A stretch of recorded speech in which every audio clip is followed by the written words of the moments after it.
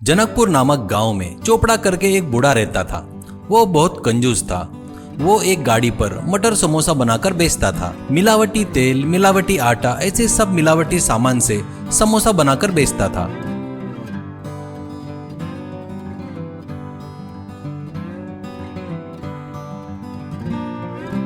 समोसे का स्वाद अच्छा रहने के लिए चाइना साल्ट का उपयोग करता था, इसलिए वो लोगों को बहुत पसंद और टेस्टी लगते थे।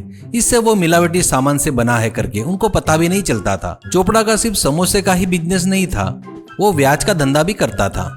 ज्यादा ब्याज से पैसे देकर लोगों से ज्यादा पैसे वसूल करता था। इससे बेचारे उसके पास से ब्याज से पैसे लेने वाले लोग बहुत दुखी होते थे। चोपड़ा खुद कमाए सो पैसा, सोना सब एक अलमारी में छुपा कर रखता था। चोपड़ा का बेटा और बहू एक दुर्घटना में मर जाते हैं तो उनके लड़के जगदीश को चोपड़ा ही पाल पोस कर बड़ा करता है। वो अभी कॉलेज में फाइनल ईयर में पढ़ रहा था।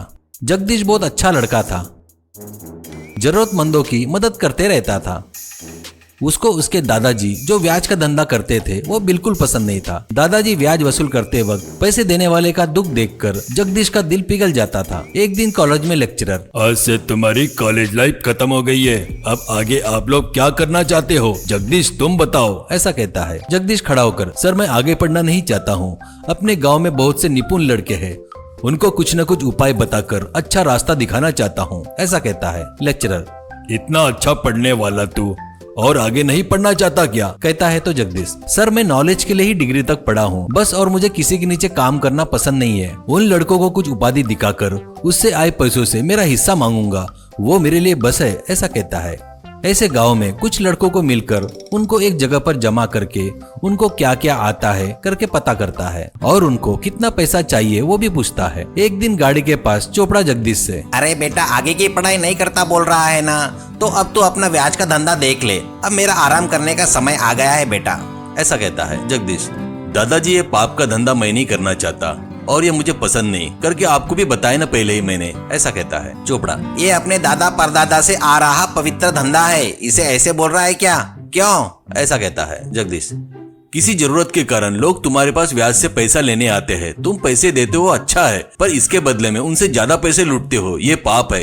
इतना पैसा क्या करोगे? ऐसा कहता है। चोपड़ा, तेरे लिए ही कमा रहा हूँ रे गधे कहीं के, ऐसा कहता है गुस्से में। जगदीश, ये पाप का पैसा मुझे नहीं चाहिए, वो पैसा नहीं है, गांव वालों का आंसू है, वो पाप है करके मैं तुमको प्रूव करके दिखाता हूँ, कहता है तो चोपड़ा, प्रूव करता क्या? बड़ी बड़ी बातें मत कर, तुझे पढ़ाकर गलती किया रे, कहता है तो जगदीश, जो हो गया उसके बारे में सोचकर दुखी होने से क्या फायदा? आपका पैसा पापी है, प्रूव करके रहूंगा, वो सच में लोगों के आंसू है। चोपड़ा घबरा कर, वो ये ठीक है, प्रूव कर देखता हूँ, ऐसा कहता है। जगदीश, पर एक शर्त है, गांव में बेरोजगार बहुत से लड़के हैं, उनको कुछ धंधा लगाने के लिए लागत के लिए कुछ पैसा चाहिए, वो पैसे तुम्हें देना होगा। चोपड़ा, हाँ, ये नहीं होगा, मैं क्यों दूं? जगदीश, ठीक है, तुम्हारे अलमारी में का पूरा पैसा रो रो कर एक दिन भाप बनकर उड़ जाएगा, तब तुम्हारे पास कुछ भी नहीं बचेगा।